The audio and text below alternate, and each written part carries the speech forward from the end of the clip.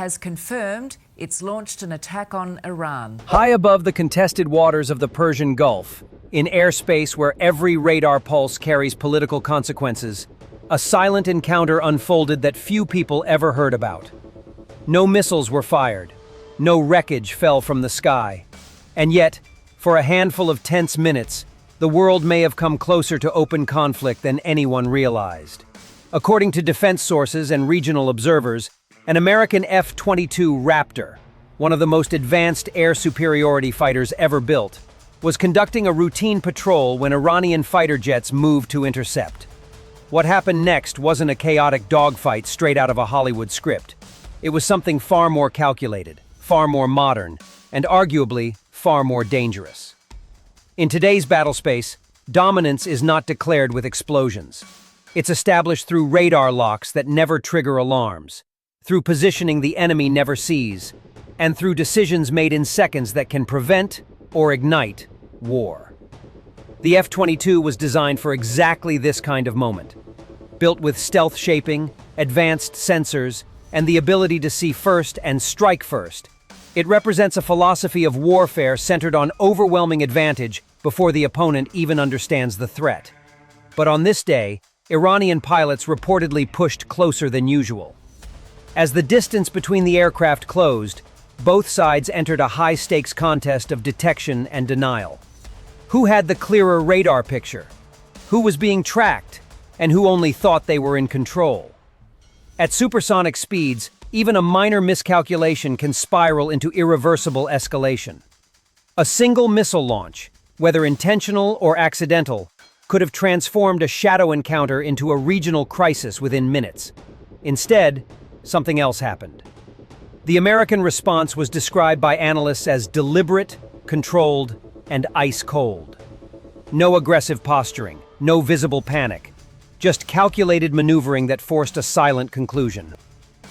To outside observers, it may have looked like a routine intercept. But beneath that calm exterior was a layered display of air dominance, one that relied not just on technology, but on discipline and strategic restraint. This incident highlights a new reality in the ongoing tensions between Washington and Tehran.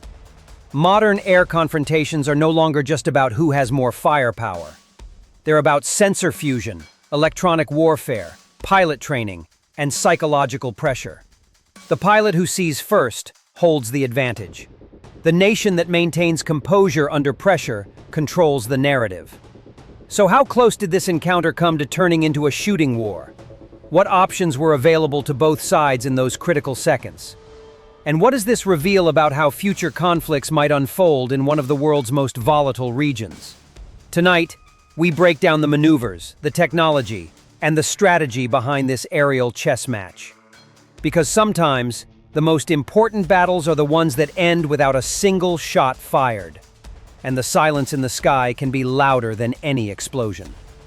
In the early hours of the patrol, the skies over the Persian Gulf appeared deceptively calm. The American F-22 Raptor had launched from Al Dhafra Air Base in the United Arab Emirates as part of a rotational air superiority mission, a routine yet strategically significant presence flight designed to reinforce stability in a region where proximity often breeds confrontation. The Raptor's assignment that morning was straightforward on paper. Conduct a high-altitude patrol along a corridor frequently used by both civilian and military traffic. Maintain situational awareness, and deter any aggressive maneuvering by demonstrating advanced air dominance capability. Yet in this region, routine is a fragile word. The F-22 was flying at approximately 35,000 feet, cruising well within its optimal performance envelope. Unlike fourth-generation fighters, the Raptor does not rely solely on traditional radar sweeps to understand its environment. Its AN/APG-77 active electronically scanned array radar can operate in low probability of intercept modes, allowing it to scan vast sectors of airspace while remaining difficult to detect. Combined with sensor fusion systems that integrate radar, electronic support measures, and data link inputs, the pilot receives a remarkably coherent picture of the battle space. In practical terms, this means the F-22 often knows about other aircraft long before those aircraft know about it. On this particular patrol, regional air traffic control channels were quiet, but military frequencies told a more nuanced story. Iranian air defense units along the southern coast had reportedly shifted to a heightened monitoring posture the previous evening, following increased U.S. reconnaissance activity. Satellite imagery released days earlier showed Iranian F-4 Phantoms and MiG-29s repositioned at Bandar Abbas, a known hub for quick-reaction alert scrambles.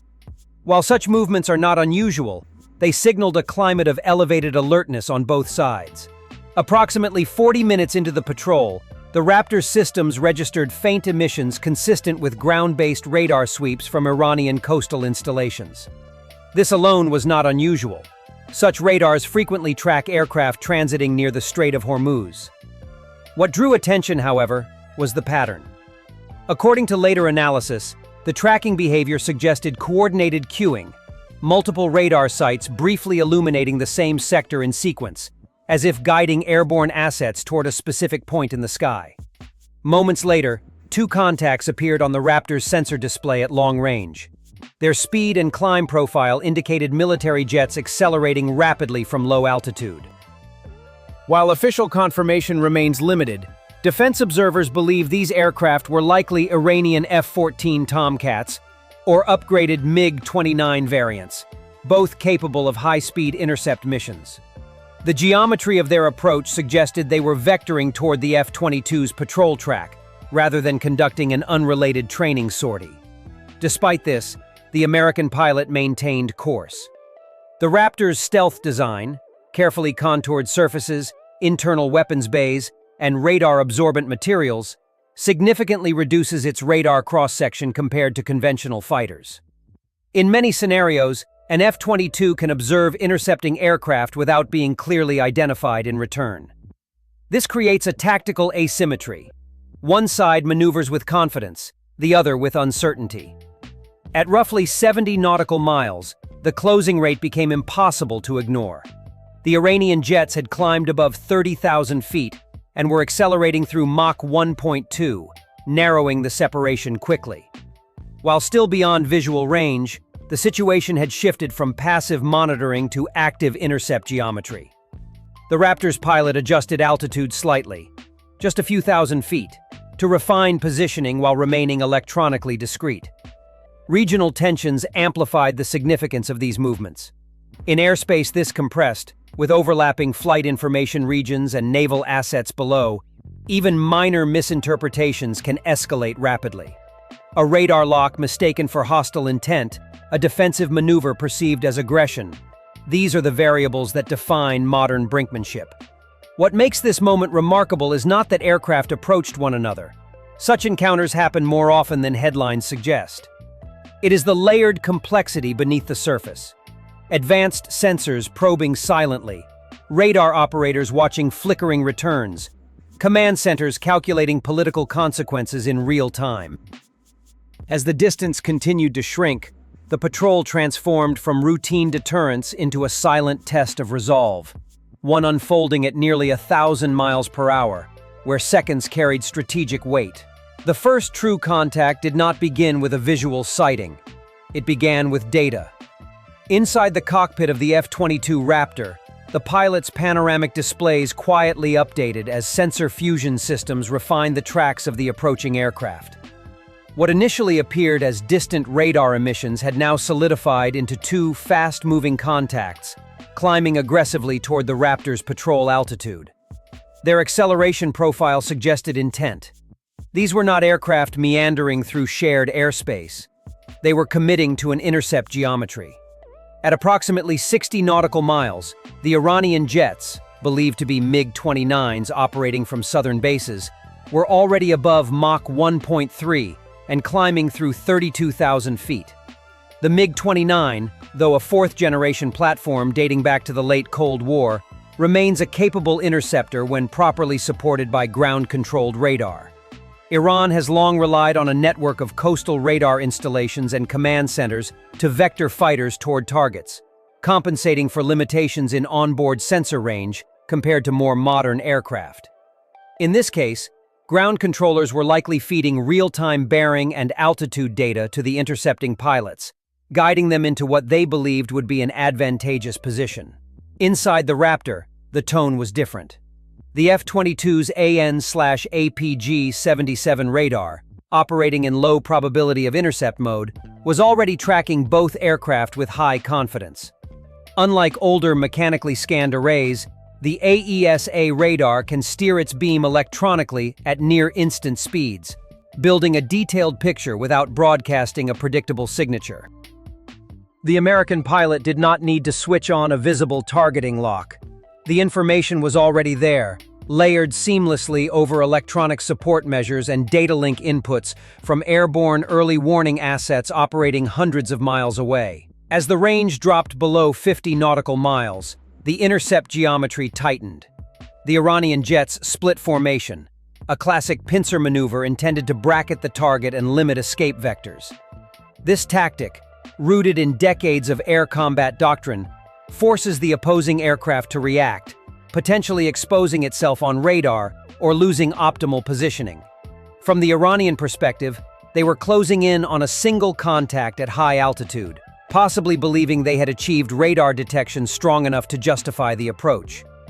What they could not confirm was whether the F-22 was actively painting them with targeting solutions. At 40 nautical miles, both sides were within beyond visual range missile engagement envelopes. Modern air-to-air missiles, such as the AIM-120 AMRAAM, carried by the F-22, are designed to strike targets at significant distances, guided by active radar seekers in their terminal phase. Similarly, Iranian-operated MiG-29s can carry medium-range missiles capable of long-distance engagements, though their effectiveness depends heavily on reliable radar lock and electronic clarity. In theory, either side now possessed the ability to escalate from maneuvering to missile launch within seconds. The closing rate exceeded 1,500 miles per hour combined.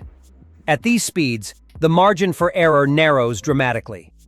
A minor course correction translates into miles of displacement in moments. According to later regional reports, one of the Iranian pilots briefly activated a higher power radar mode in an apparent attempt to solidify target tracking. The spike was detected instantly by the F-22's electronic warning systems, appearing as a subtle but unmistakable shift in the threat display. Rather than turn away, the Raptor adjusted altitude again, descending slightly while offsetting laterally. This subtle repositioning altered the engagement geometry without signaling retreat. From the Iranian cockpit, the radar picture may have appeared unstable, strong one moment, faint the next, raising uncertainty about the exact location and orientation of the American jet. That uncertainty is a powerful psychological factor in modern air combat. Pilots rely on clarity. Ambiguity forces hesitation. At 30 nautical miles, visual identification was still impossible, but tension peaked. Both formations were now operating in compressed space, with limited time to interpret intent. A misread radar return, an accidental weapons system cue, or an aggressive lock-on tone could have triggered an irreversible chain of reactions. Instead, both sides continued closing cautiously, testing boundaries without crossing them. The first contact, then, was not a dramatic merge of aircraft streaking past each other in a blur of afterburners. It was a measured convergence shaped by sensors, data links, and doctrine. Each side probing, each side calculating. The distance between them shrank rapidly, but the true battle was unfolding invisibly. Inside processors, radar arrays, and the split-second decisions of pilots aware that one wrong move could redraw the geopolitical map. As the range compressed further and the geometry tightened, the character of the encounter shifted from calculated intercept to something far more intimate. The F-22 was no longer merely observing two fast-moving contacts on a display. It was shaping the engagement without announcing that it was doing so. One of the defining advantages of the Raptor is not just its reduced radar cross-section, which had already complicated the Iranian picture, but its ability to manage energy and positioning with extraordinary precision. Supercruise capability, sustaining supersonic flight without afterburner, allowed the aircraft to maintain speed without the bright infrared signature that afterburners produce. That detail matters in a confrontation where heat signatures can betray intent as clearly as radar. Rather than accelerate aggressively, the American pilot held a disciplined profile, preserving altitude and speed in a way that kept multiple options open. The internal weapons bays remained closed, preserving stealth characteristics. Within those bays, however, the aircraft was fully armed with AIM-120 AMRAAMs and AIM-9X Sidewinders, each capable of lethal precision if required. The key was that none of those weapons needed to be exposed or even visibly prepared to shape the encounter. The Raptors' onboard systems continuously recalculated firing solutions in the background, generating engagement envelopes that the pilot could access instantly. In modern air combat, the side that can fire first is often the side that wins. But equally important is the side that can choose not to fire while knowing it holds that advantage. As the Iranian jets continued their split formation, one attempted a shallow descent and lateral drift, an effort to push below and potentially force the F-22 into a defensive turn. This was a textbook move against non-stealth platforms, pressuring them into radar exposure or energy loss. Against the Raptor, it had a different effect. The F-22 responded with a controlled vector change that preserved separation while subtly repositioning behind the outer edge of one aircraft's likely sensor arc. From a tactical perspective, it was a quiet demonstration. The American jet was no longer simply being approached, it was maneuvering into dominance. Then came the seconds that could have defined the day. At closer range, still beyond visual identification, but well within lethal missile envelopes, both sides entered what fighter pilots often describe as the decision window. This is the compressed span of time in which radar cues, threat warnings, and command guidance converge. A single firm radar lock from either side could be interpreted as hostile intent. Missile systems can transition from standby to active in moments. Human reaction time becomes the limiting factor. Reports later suggested that one Iranian aircraft briefly armed its fire control radar in a more focused tracking mode. Whether this was deliberate signaling or a routine part of intercept procedure remains unclear. What is clear is that the shift was detected immediately. The F-22's threat warning system does not simply alert. It categorizes and prioritizes signals, distinguishing between search sweeps and targeting locks. The American pilot now faced a choice: escalate by locking back, demonstrating readiness to shoot, or maintain composure and let uncertainty weigh on the opposing pilots. The response was calculated and restrained. Rather than respond with a visible targeting lock, the F-22 adjusted heading just enough to alter the engagement geometry and momentarily reduce the clarity of the Iranian radar picture. This maneuver exploited the aircraft's low observable profile without dramatics. No sudden climb, no aggressive dive.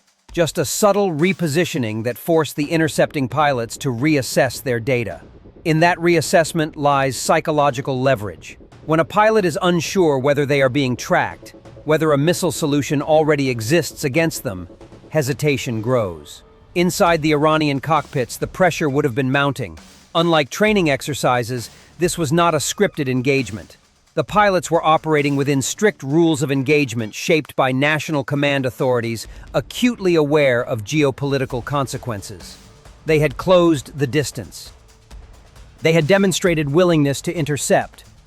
But had they achieved control? The Raptors' silence, its refusal to emit a clear, aggressive signature, denied them confirmation. Modern aerial confrontations are as much about psychology as physics. The aircraft with better situational awareness shapes not only maneuver but mindset. The F-22's sensor fusion creates a single integrated picture rather than fragmented inputs. That clarity allows the pilot to remain composed under ambiguity. On the other side, less integrated systems can produce conflicting cues. Radar returns fluctuating, infrared signatures inconsistent, data link inputs delayed. Even minor inconsistencies at high speed create doubt. At one point, according to regional monitoring sources, the Iranian formation tightened again as if preparing for a closer pass. This was the most dangerous phase. A visual merge, where aircraft come within sight of one another, introduces new risks. Close proximity increases the chance of misinterpreted gestures, sudden turns, or wake turbulence. Yet before that merge could occur, the F-22 made its most decisive move of the encounter. Instead of turning away, the Raptor climbed sharply but smoothly, converting speed into altitude in a maneuver that preserved energy while complicating any pursuit. The climb was not an escape. It was a repositioning into a vertical advantage. In air combat, altitude is potential energy. From higher altitude, an aircraft can convert gravity into speed instantly. The message was implicit. Escalation would not end well. There was no missile launch, no flare deployment, no aggressive roll-in. The Iranian aircraft adjusted course, their intercept arc widening. Whether due to command direction from the ground or cockpit-level judgment, they did not pursue into a full engagement profile. The distance began to open. What makes this sequence remarkable is that dominance was asserted without spectacle. The F-22 did not need to prove its capability through firepower. Its presence, combined with disciplined maneuver and controlled emissions, communicated enough. In high-stakes airspace, restraint can be more powerful than aggression. The American pilot demonstrated readiness without provocation, capability without recklessness. By the time the separation exceeded immediate engagement range, the outcome was clear even without official statements. The encounter had tested reaction times, radar confidence, and nerve. It had approached the boundary where one irreversible action could have triggered retaliation cycles stretching far beyond the sky. Instead, it concluded as a silent standoff, a modern aerial duel decided not by explosions, but by positioning, perception, and the steady hand of a pilot who understood that sometimes the most decisive move is the one that keeps the trigger untouched. When the distance between the aircraft finally began to widen and the tension in the cockpit eased, the encounter did not simply end. It transitioned into consequence. In modern military operations, what happens after a near engagement can matter as much as the encounter itself. As mentioned earlier, both sides disengaged without firing, but separation in the sky does not mean separation in strategy rooms on the ground. The F-22 exited the area on a calculated vector, neither accelerating in retreat nor lingering unnecessarily. Its return to patrol altitude signaled composure rather than victory laps. Data from the flight, radar tracks, electronic signatures, timing of emissions, would later be downloaded and analyzed in detail. Every second of the intercept would be reconstructed by intelligence teams, not only to evaluate performance, but to study Iranian tactics. Encounters like this provide rare, real-world insights into how opposing pilots react under pressure, how quickly ground control networks respond, and how command structures balance aggression with restraint. On the Iranian side, the aftermath likely unfolded with equal intensity. Intercept pilots returning to base would have faced immediate debriefings.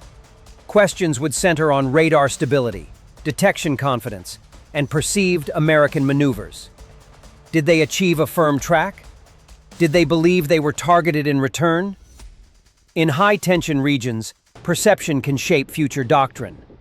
A pilot who senses technological disadvantage may press harder next time, or hesitate sooner. Regionally, the incident added another layer to an already fragile equilibrium. The Persian Gulf and surrounding airspace are saturated with military activity. U.S. carrier strike groups rotate through, coalition aircraft conduct patrols, and Iranian forces maintain rapid response capability. Each close encounter increases the statistical probability of miscalculation. Analysts have long warned that the danger in such confrontations lies not in deliberate war planning, but in cascading reactions. A misread maneuver could trigger a warning shot. A warning shot could prompt retaliation.